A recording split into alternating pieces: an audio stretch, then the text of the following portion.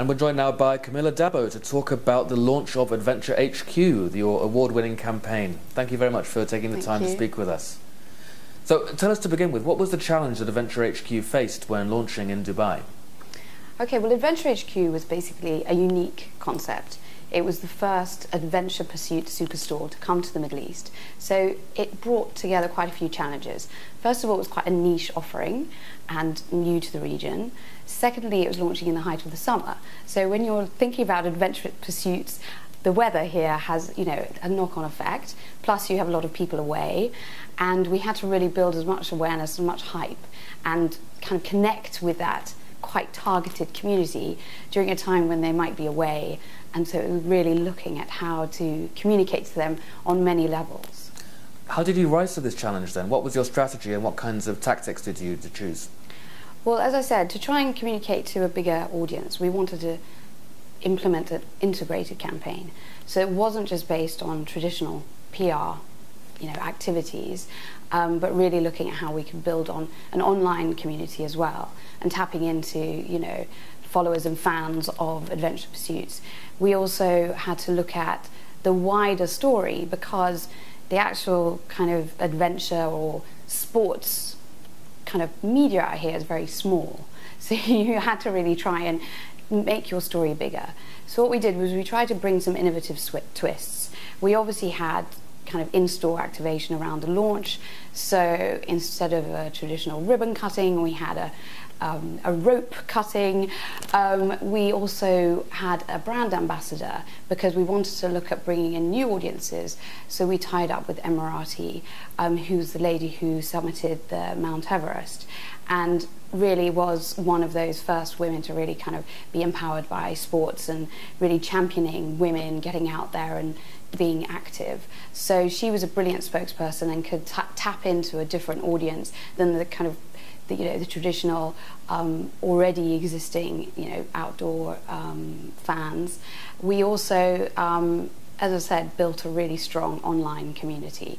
So that was done by different to what some online campaigns do, where it's just about getting numbers. It's just about, we will do a big kind of incentive, which is like a massive value, and it's just going to get millions and millions of likes. Our strategy was really about a community that are interested and going to be following and going to be part of the brand. So we built together different ideas and competitions and really integrated digital into the store to try and make them, it's a social business.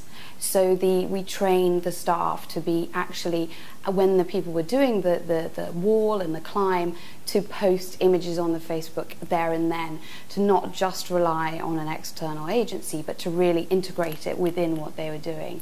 And so we had things like the speed climb. That was a competition that we introduced, and it was hugely popular. People were posting their own, recording their time, and it really became a little bit competitive, and it also drew people to come back to the store and experience. So it was really about trying to have a lot of experiences. We did media experiences as well, with quite a widespread media, not just sports or outdoor media, and actually them doing everything from being taken into the chill room through to actually doing biking experiential activities. So really, it was really about trying to do a 360 holistic communications campaign. Tell me about some of the specific goals and outcomes that you were targeting with this campaign, and what kind of measurable benefits came out of it. So obviously, when you're looking at any PR or communications strategy, it is good to identify what those success factors are going to be up front.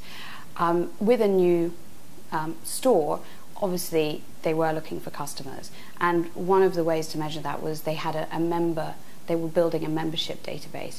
So we were looking at things like how many members did they get sign up over the first couple of months, which I think reached 22,000, which was a fantastic number.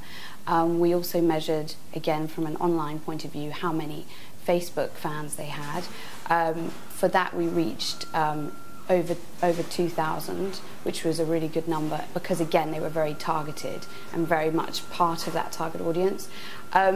We also obviously looked at awareness within the media and wider media, so not just the specific outdoor UAE publications, but other ones. So those were some really strong factors that we could measure the results from that. So I think our return on investment for the actual launch campaign was about 70 times investment, 70 times one.